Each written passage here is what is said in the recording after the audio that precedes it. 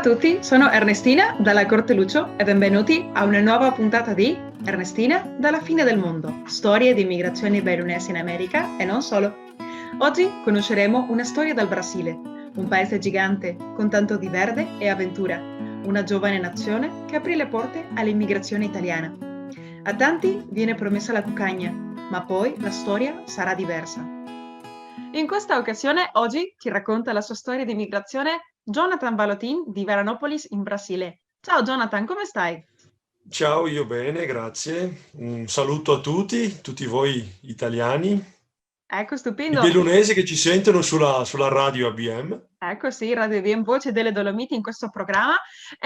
Così i nostri ascoltatori che stanno ascoltando ti conoscono. Perché non ti presenti? Raccontaci qualcosa su di te.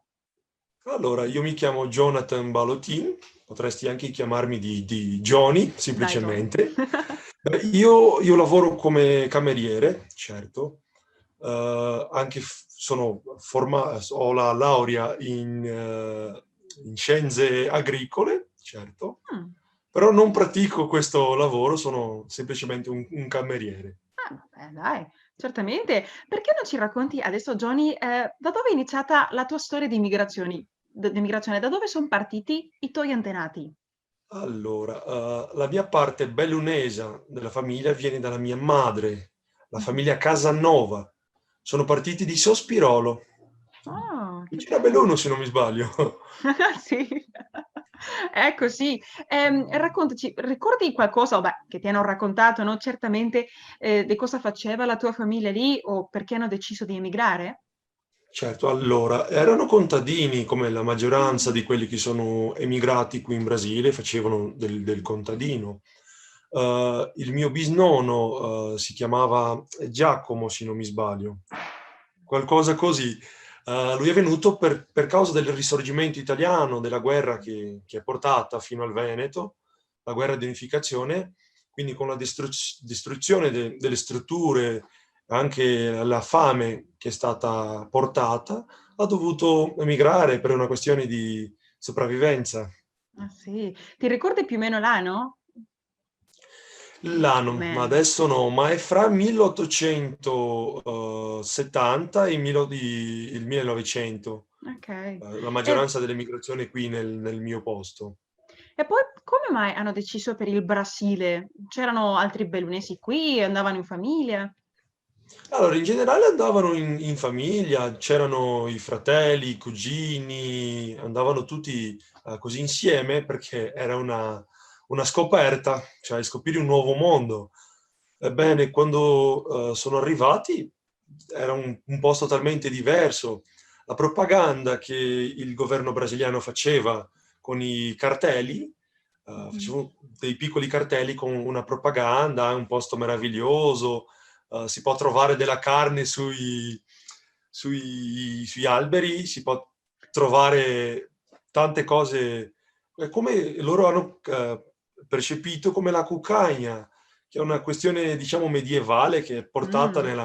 nella tradizione europea, di questa, di una quantità di cibo grande a disposizione, che si poteva prendere sugli alberi, Guarda. E poi e Johnny, quindi ha fatto. quando sono arrivati, hanno trovato la cuccagna o no? Beh, posso dire che al momento no, perché quando sono arrivati era solo la foresta atlantica, quindi hanno dovuto aprire, cioè cominciare a scoprire quella terra, eh, togliere gli alberi e avanzare per più dentro della foresta. Parlando Quindi di si trovavano foresta, alberi, scusa, no? Ma com'è il posto? Come si chiama? E se ci puoi descrivere un po' com'era il posto dove sono arrivati i tuoi antenati? Geograficamente, il clima, era uguale a Belluno o non tanto? Beh, allora, diciamo che non tanto, davvero diverso, perché qui non nevica a Belluno con le Mm. sue montagne che sono belle, come quelle lì dietro. Però quando sono arrivate c'era una foresta che è così grande, è una foresta un po' umida, ma fa tanto freddo anche. Diciamo che era vicino, ma non così tanto. Quando sono arrivati, ad esempio, si produceva del frumento, E a volte ci sono delle piccoli insetti che attaccano la produzione e quindi la Mm. gente diventava spaventata con quella roba che non avevano mai visto. E quindi, beh, da tutto diverso. Eh Ma sì. dopo, con lo sviluppo, la tecnologia e con la forza e la volontà del popolo, hanno portato avanti le nostre zone qui, sì, è diventata la cuccagna, diciamo. Ah, guarda, ma un po' di tempo dopo, e immagino che con tanto lavoro e sacrificio da parte dei Sì, locali, anche sacrificio. degli immigranti italiani, no? Particolarmente bellunesi, ma in quale parte del Brasile si trova? Ci può raccontare un po' della zona di Sì, Veranopolis? bene. Allora, allo stremo sud dal Brasile, nello stato di Rio Grande do Sul, Mhm. è un clima un po' temperato nel portoghese, adesso in italiano non saprei Tropicale, dire. magari? Un po' No, tropicale non o è no? tropicale, non è, no. Subtropicale. Un po' meno del subtropicale, Guarda, temperato dicono, che è freddo ma è umido. mm, c'è molta umidità? C'è molta umidità, qui piove tanto. Anche Ma, qui si ma dice che è la terra della nebbia, perché ogni volta, faccia sole o faccia la piova, c'è la nebbia. Guarda. E poi Giulia, com'è stato quel arrivo della tua famiglia? Come si sono stabiliti? Raccontaci un po' com'è iniziata quella storia in Brasile. Certo, beh, i miei sono arrivati al porto di Rio de Janeiro, certo. Dopo lì Mhm. hanno preso un treno fino a Porto Alegre, che è diciamo così, il capoluogo del mio stato.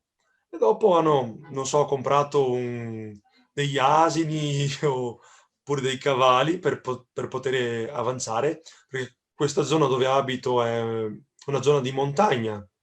Mm. Quindi per poter salire sulla montagna era necessario qualche bestia per portare, diciamo, delle cose Mhm. pesanti. Beh, il mio nonno è arrivato con alcuni, diciamo, alcuni strumenti per lavorare il campo, i Mhm. prati e qualche vigne per produrre il suo vino e quindi è venuto con la sua moglie, dopo Mhm. ha avuto dei figli, allora il mio nonno Luigi, qui in Brasile si chiama Luis, e così è andato. È Guarda. arrivato, il governo brasiliano vendeva le terre, Mhm. non ce lo dava. Quindi Ah. faceva alla testa della gente, ah no, ti daremo le terre, arrivi qui, venga a lavorare, però quando arrivavi non c'era niente di questo. E quindi è Guarda. arrivato, hai pagato la loro terra producendo il riso e anche Mm. il frumento e così ha portato avanti. Guarda. E poi c'erano altri bellunesi in quella zona dove c'era tuo nonno? Sì, ci sono tantissimi, tantissimi. Anche c'è quella, diciamo, saga di Anna Rech, che è Mm. venuta di Belluno e lei ha abitato, ti posso dire, 80 chilometri di dove abito io.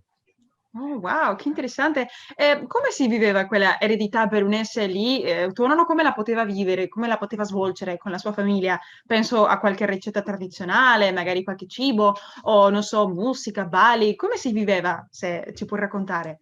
Sì, certamente. Allora, una cosa che è rimasta, che io dico che, beh, la tradizione della polenta, Ah, questa buona la polenta. fino ad oggi ce la mangiamo sempre, diciamo così.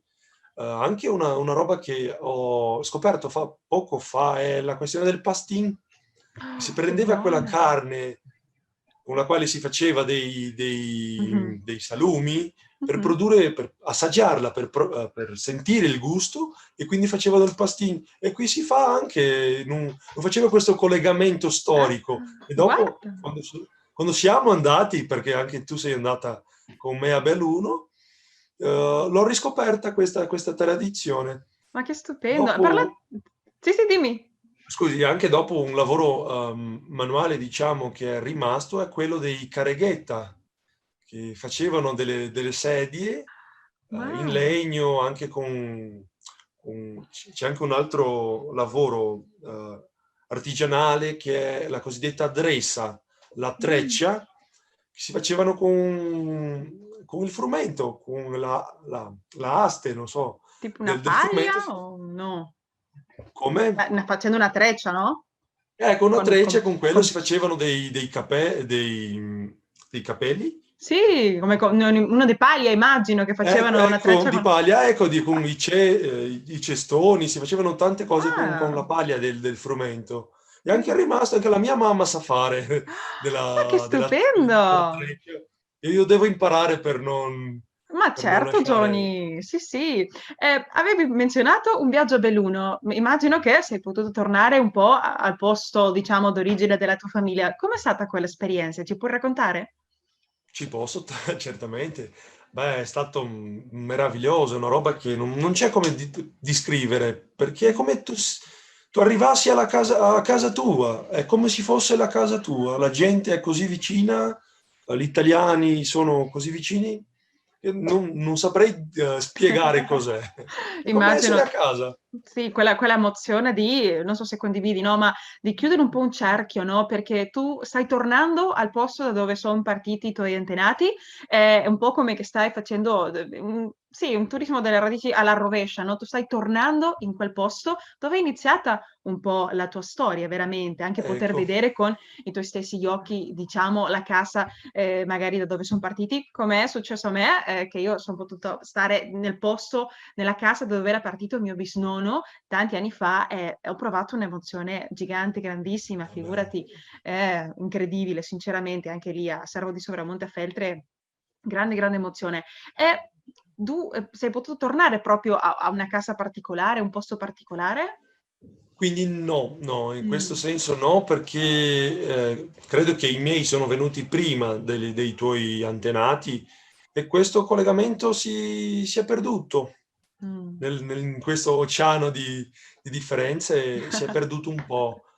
Quindi i racconti dei miei bisnonni, del mio nonno è perso nel tempo. Quindi alcune piccole storie sono rimaste che io ricordo, anche che mio padre mi racconta, o la mia madre mi racconta, quindi qualche piccola storia è rimasta viva ancora. Ecco, parlavamo prima di che sei stato a Belluno, ma non solo di visita, sei andato a studiare in un corso che ha fatto col supporto della Regione Veneto, l'Associazione Bellunesi del Mondo, un corso di turismo delle radici, nel quale l'ho frequentato con te, è stata un'esperienza straordinaria. Ci puoi raccontare un Davvero. po' come è stata per te, cosa hai fatto di bello?